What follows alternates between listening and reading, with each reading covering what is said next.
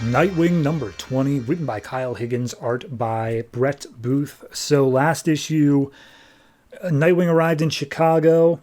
He crashed a helicopter into a newly opened train station by oopsies. And we also saw Tony Zuko's alive, but is like buddies with the mayor. And there's a villain who's attacking rich people named Prankster. There was a lot. There's a lot going on. So at this point, it's next morning. Nightwing's like, "Whew, boy, I goofed up with that whole helicopter crash." And he arrives back at the apartment that he is renting. He crashes in bed, and immediately he's awoken with a foot to the chest and a screaming woman. And apparently this woman's name is Joey, and she is the person who usually rents the room. She was supposed to be gone this month, which is why it was subletted out, but she didn't leave. And so she attacks Dick, thinking that he is a, burglar or creep who breaks in. And she immediately is apologizing. And he's like, "Nah, it's cool. It's fine. Like, I'll go sleep on the couch. It's all good. No problem." So he goes out. He sleeps elsewhere.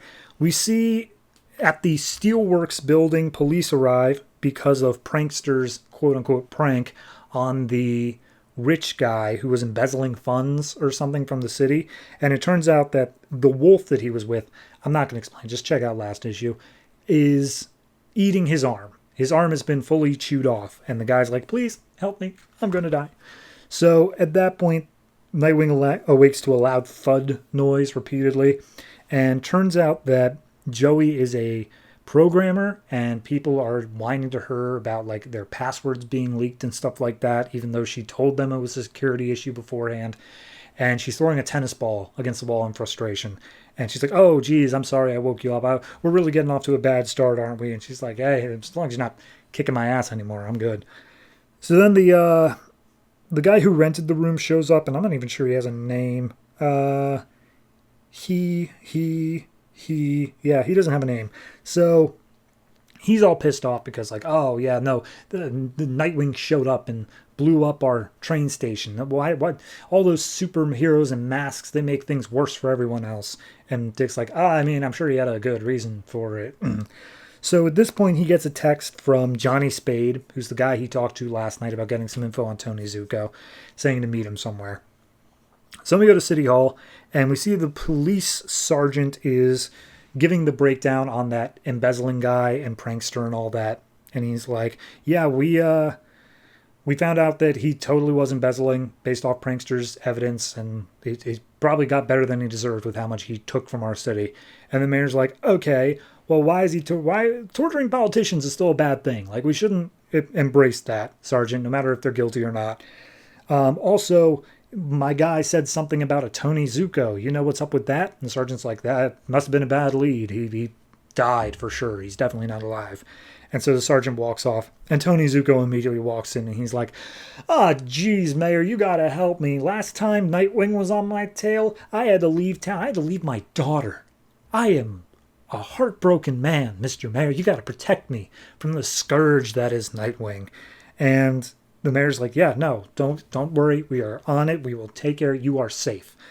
So Nightwing goes back out, and he meets up with Johnny Spade on top of a rooftop. And Johnny's like, "Okay, here's the deal. We're going to play some cards. If you win, I'll tell you what I know about Zuko. And if I win, you have to tell me why you're interested in him." And Nightwing's like, "What does that matter?" And he's like, "Oh, I deal in information. Anything you can give me, I love it." So they play cards, and Nightwing immediately starts reading him like a slight sweat, a tiny tremble. He's immediately going to win this game.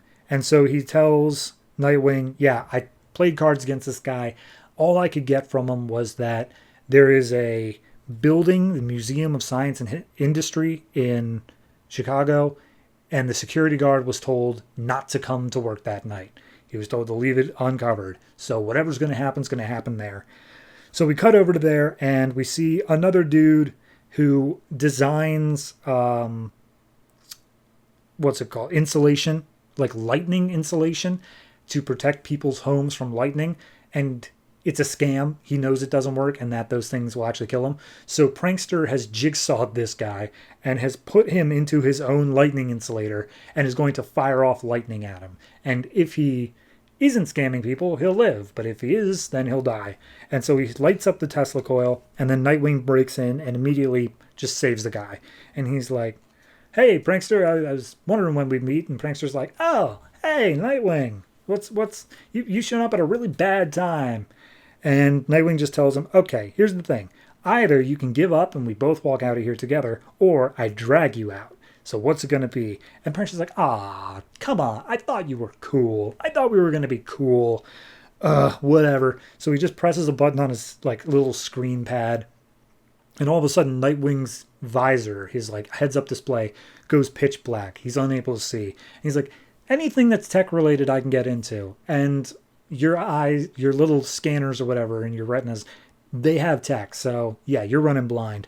But Nightwing's able to use just some audio cues in order to still manage to get a few hits off on Prankster, even break his mask a little bit.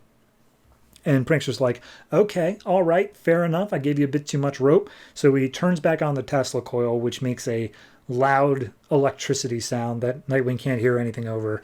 And Prankster pushes him into an airtight cage. And he's like, all right, Nightwing, I want to play a game. You have 2 hatches at your feet. One of them will lead to safety and will shut off this fire that I have lit in the room. The other one will open up oxygen into the room, and you will immediately catch on fire. You are unable to see anything, so therefore the only way out is to take off your mask, and we see Prankster is filming it. So he's going to reveal Nightwing's identity to the world if he wants to live. That's the cliffhanger. That's how we end.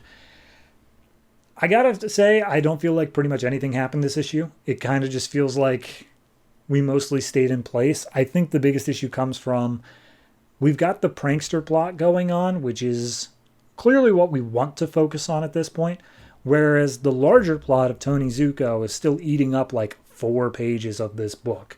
So I want it to focus on the Zuko stuff. Don't get me wrong, the Prankster stuff is interesting, ignoring the fact how he is just Jigsaw. Like, exactly.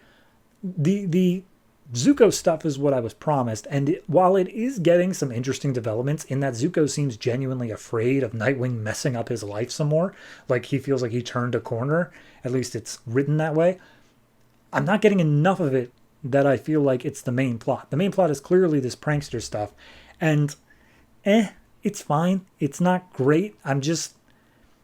I was promised the Zuko stuff, I guess, is the main thing. I guess my biggest problem here is I'm waiting for Nightwing to go back to Gotham, whereas it's obvious that the books wants to spend a lot of time in Chicago.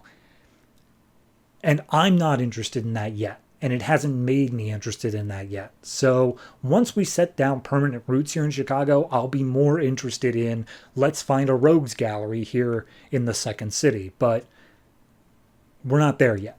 And I just want him to get on the reason that he was here. So overall, I'm going to give it a flat 7. It's okay. Not great for all the reasons I just said. So yeah. And I don't feel like I have to say this. The Brett Booth art, not a positive.